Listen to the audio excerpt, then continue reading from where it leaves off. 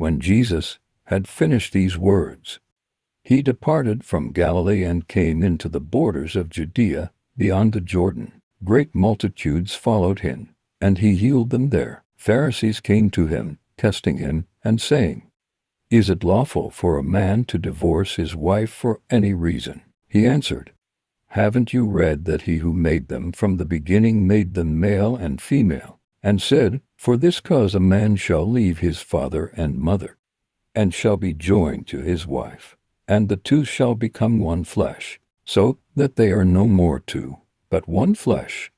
What therefore God has joined together, don't let man tear apart." They asked him, "Why then did Moses command us to give her a certificate of divorce and divorce her?" He said to them, "Moses, because of the hardness of your hearts, allowed you to divorce your wives.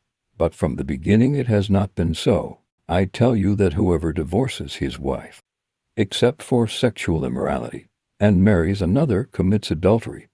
And he who marries her when she is divorced commits adultery." His disciples said to him, "If this is the case of the man with his wife, it is not expedient to marry." But he said to them, "Not all men can receive this saying, but those to whom it is given. For there are eunuchs who were born that way, from their mother's womb, and there are eunuchs who were made eunuchs by men, and there are eunuchs who made themselves eunuchs. For the kingdom of heaven's sake, he who is able to receive it, let him receive it." Then little children were brought to him, that he should lay his hands on them and pray, and the disciples rebuked them. But Jesus said, "Allow the little children, and don't forbid them to come to me, for the kingdom of heaven belongs to ones like these." He laid his hands on them, and departed from there. Behold, one came to him, and said, "Good teacher, what good thing shall I do, that I may have eternal life?" He said to him, "Why do you call me good? No one is good but one, that is, God. But if you want to enter into life, keep the commandments." He said to him, "Which ones?" Jesus said, "You shall not murder. You shall not commit adultery. You shall not steal. You shall not offer false testimony. Honor your father and your mother.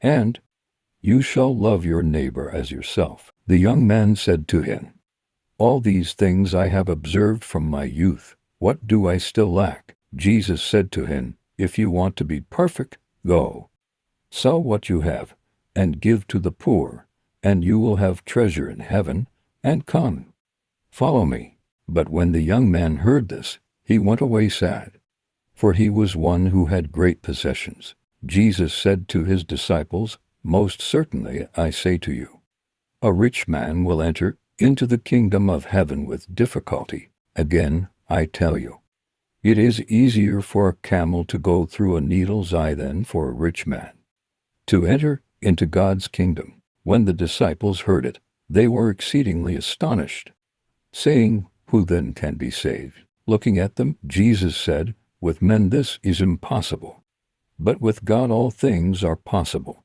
Then Peter answered, "Behold, we have left everything and followed you. What then will we have?" Jesus said to them, "Most certainly I tell you that you who have followed me, in the regeneration when the Son of Man will sit on the throne of his glory, you also will sit on 12 thrones, judging the 12 tribes of Israel.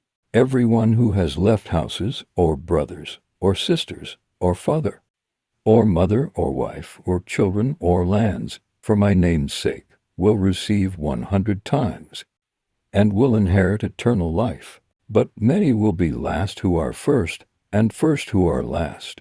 Thank you for watching. Please like, subscribe, hit the bell and share.